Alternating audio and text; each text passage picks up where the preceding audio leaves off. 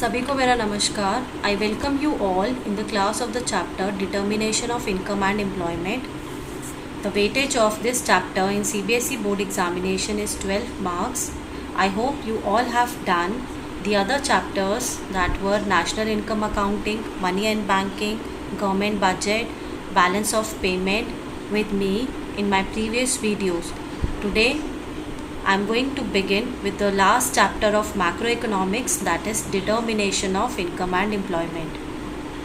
In this chapter, we are going to deal with the determination of national income under the assumption of fixed price of final goods and constant rate of interest in the economy. The theoretical model used in this chapter is based on the theory given by J.M. Keynes. In the chapter National Income Accounting, you had come across terms like consumption, investment, or total output of final goods and services in an economy. In the National Income chapter, we were talking about the actual values of all these variables. The actual or realized value of the variables like consumption, investment, or total output of goods and services is known as ex post measures. But in this chapter, we are going to study about the planned values of all these variables, and the planned values of the variables is known as ex ante measures. For example, in consumption, we will talk about what people have planned to consume during a given period of time, that is known as planned consumption or ex ante consumption. Similarly, in investment, we will talk about the amount of producer plans to add to his inventory, that will be called as planned investment or ex ante investment. So, we call the planned values of the variables like consumption, investment, or output of final goods and services as their ex ante measures. In a theoretical model which we are going to study in this chapter, the ex ante values of all these variables should be our primary concern. If you want to predict what the equilibrium value of final goods or income will be, it is important to know what quantities of final goods people plan to demand or supply. So we must learn about the determinants of ex ante values of consumption, investment, or aggregate income in an economy. The topics which we are going to cover in this chapter are aggregate demand and its components, propensity to consume and propensity to save, short-run equilibrium output, investment multiplier and its mechanism, meaning of full employment and involuntary unemployment, problems of excess demand and deficient demand, measures to correct them, changes in government spending, taxes. Both will be included in the fiscal policy of the government, and money supply is the monetary policy introduced by the central bank, that is Reserve Bank of India.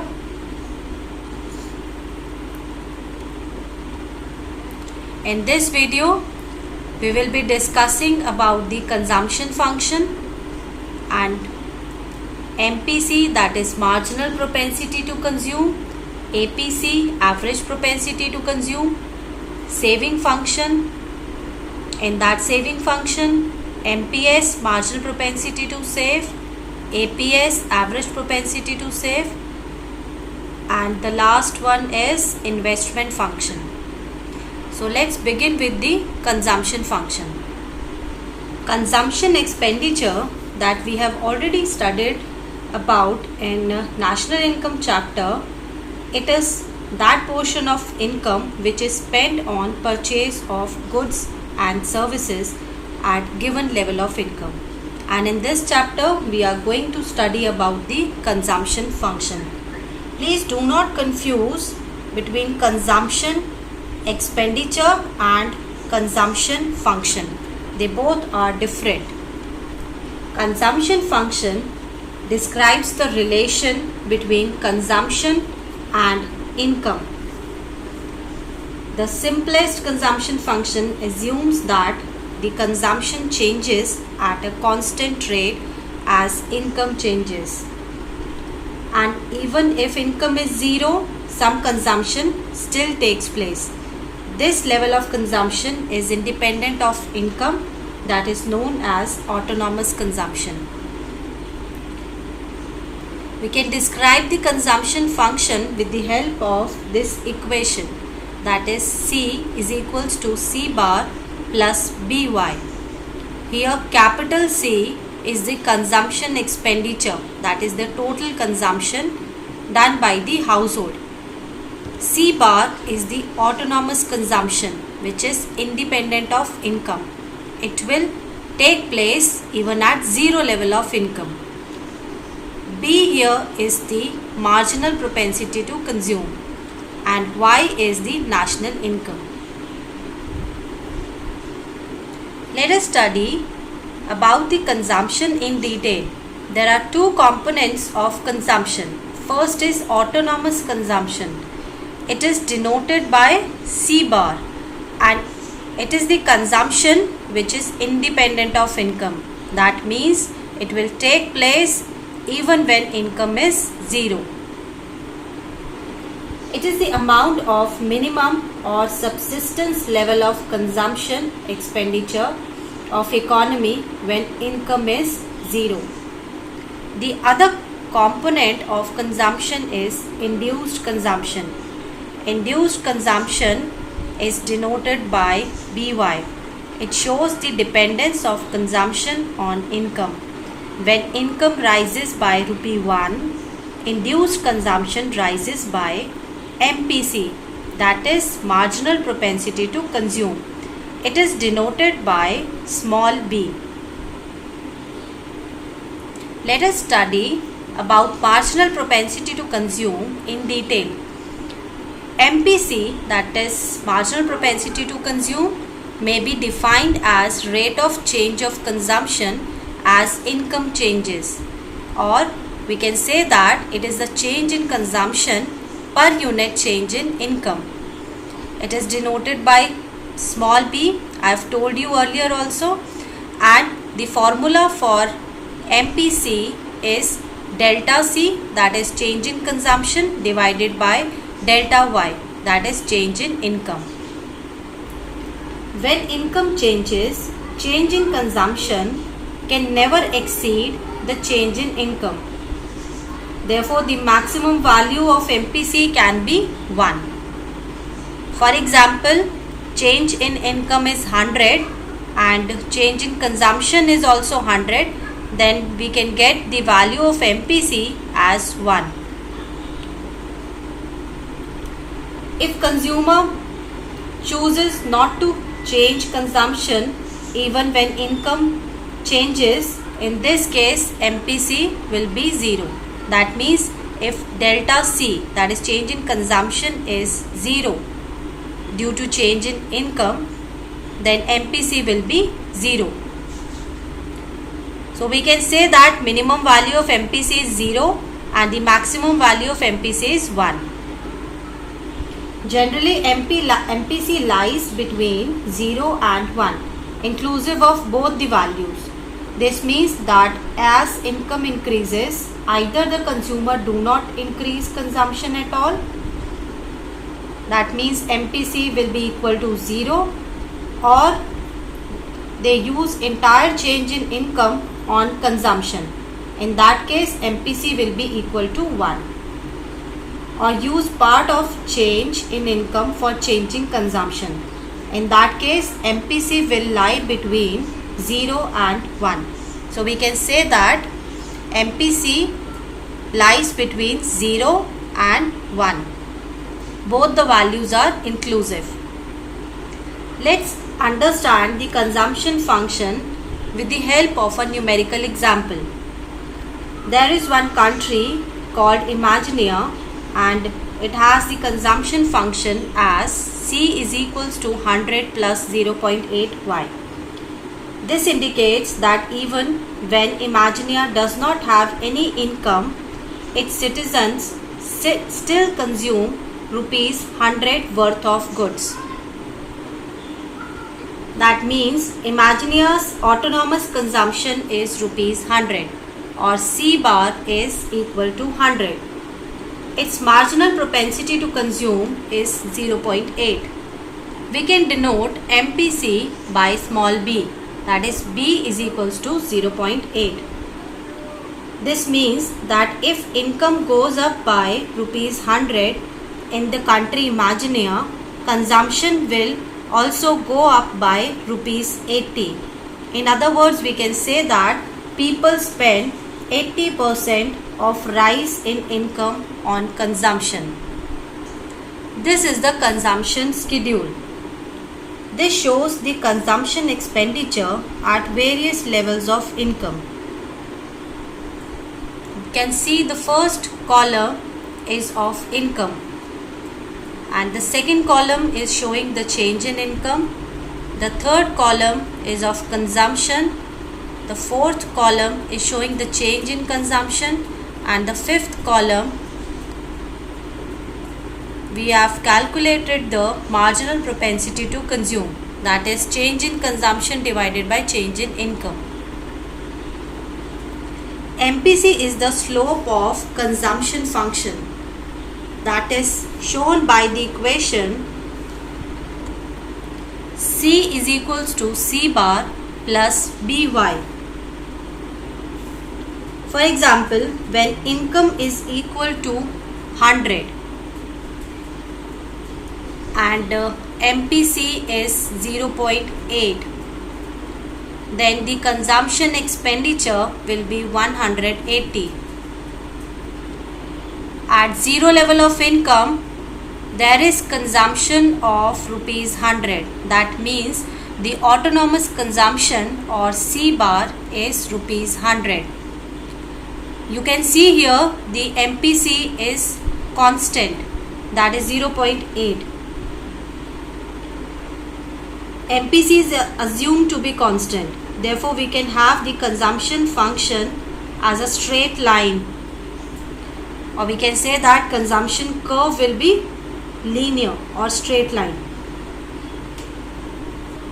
When income is 200 and MPC is same as 0.8, then the consumption expenditure will be equal to 260. We can have the consumption by this equation, that is C is equals to C bar plus by.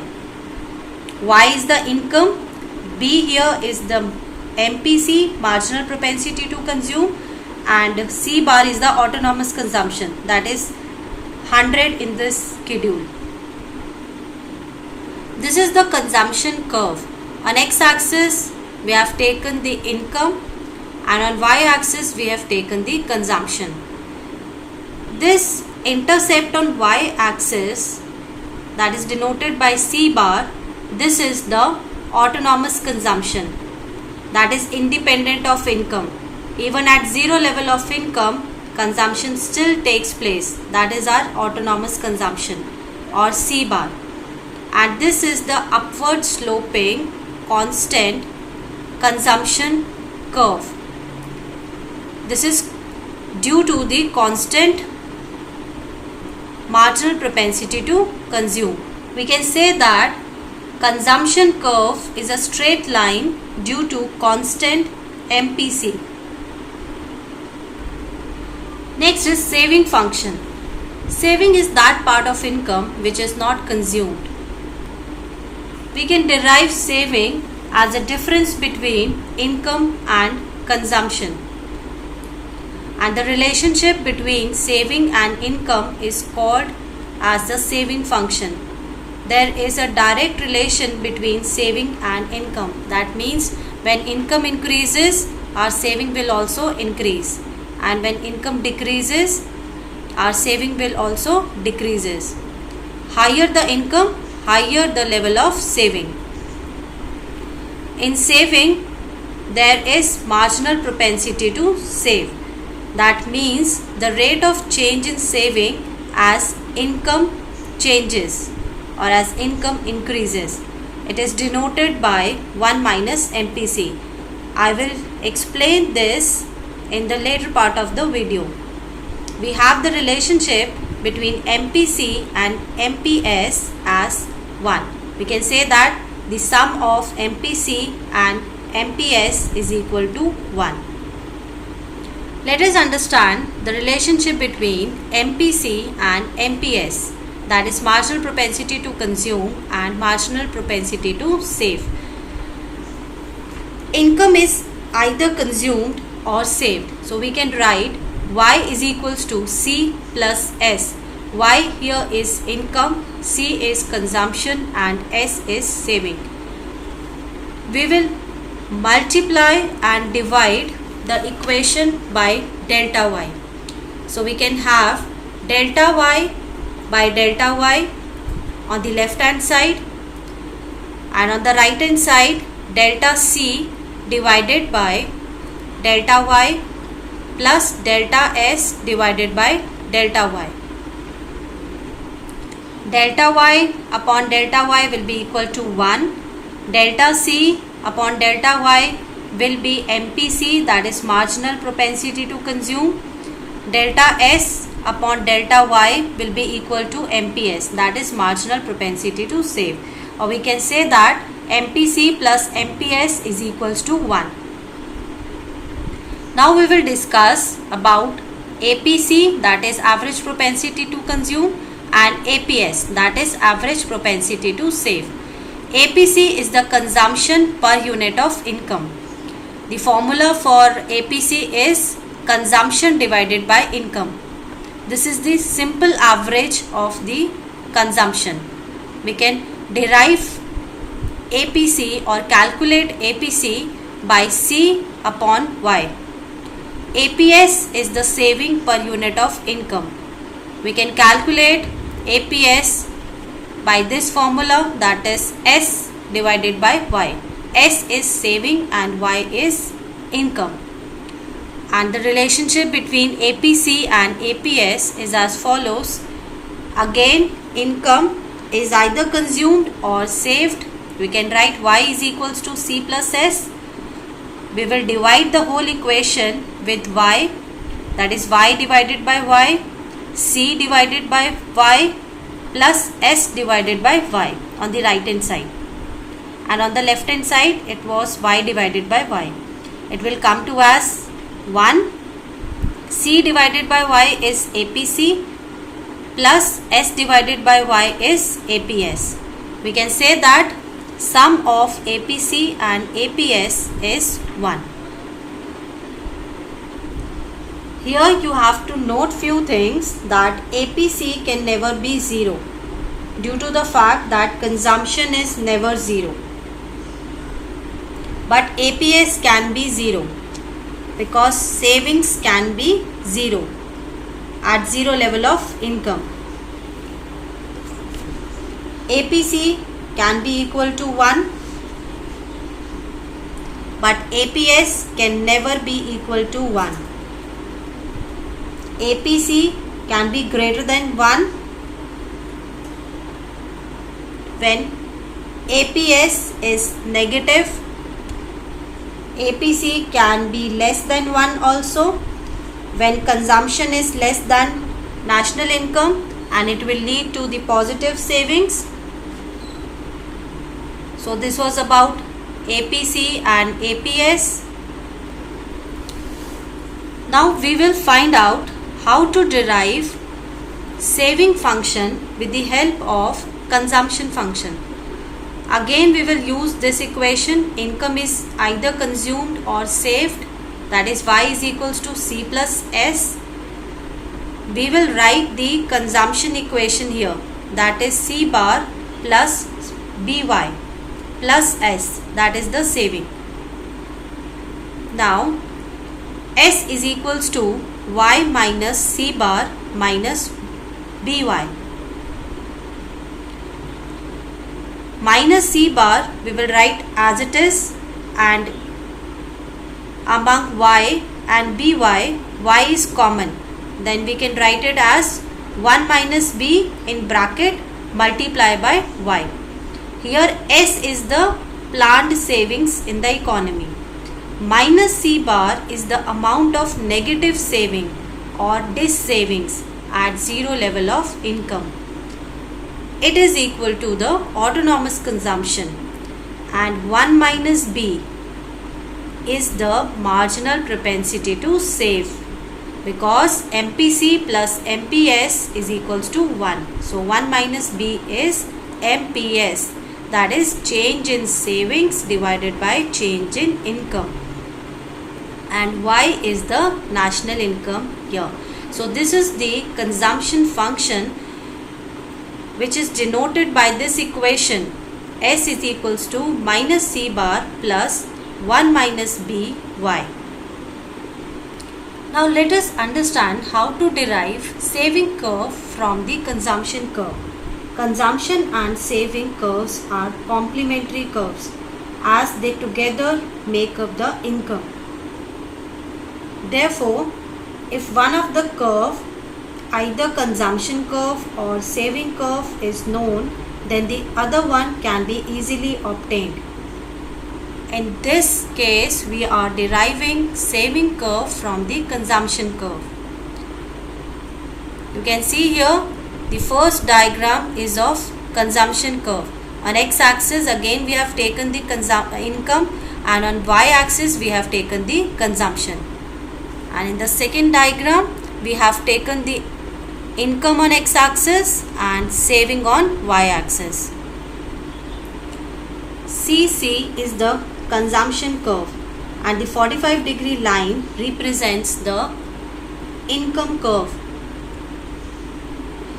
45-degree line has the feature that every point on it has the same horizontal and vertical coordinates. Therefore, we can say that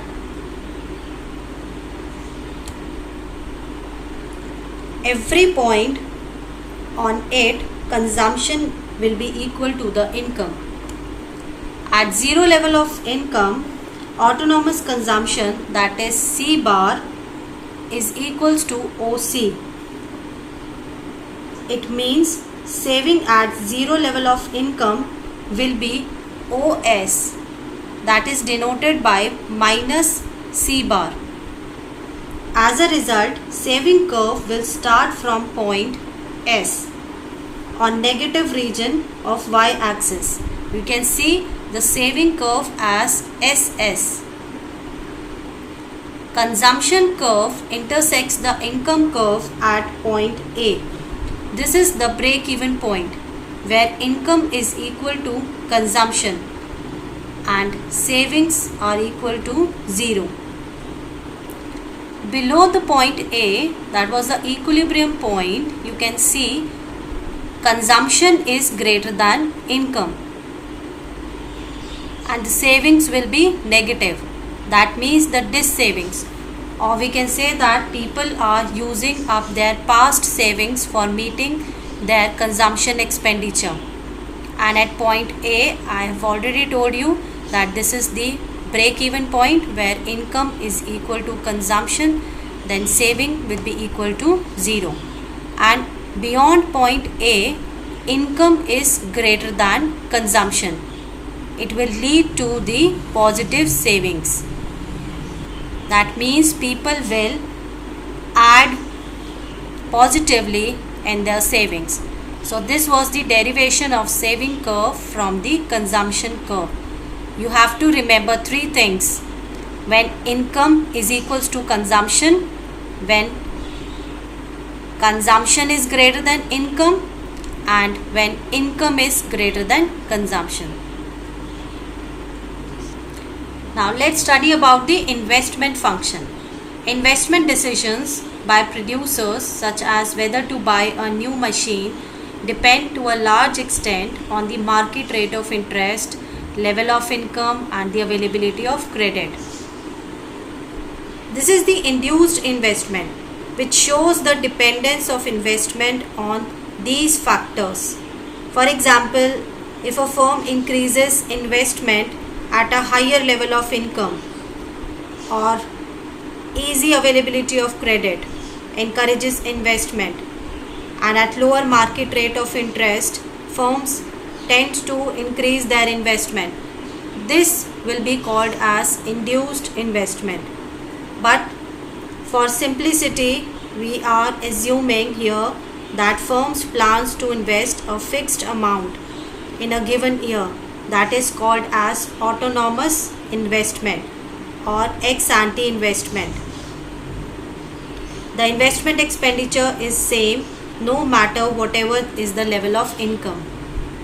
That means we have to study about autonomous investment, which refers to the investment independent of the level of income. It is not influenced by the change in income, or we can say that it is independent of income. And autonomous investment is denoted by I bar. You can see this is the positive constant which is representing the autonomous or exogenous investment in the economy in a given year. This is the ex ante investment curve. On x axis we can take income or output. On y axis there is ex ante investment, and the diagram or investment curve is parallel to x axis because here we are talking about autonomous investment, that is constant at all level of income. So this was all about consumption, saving and investment. Thank you.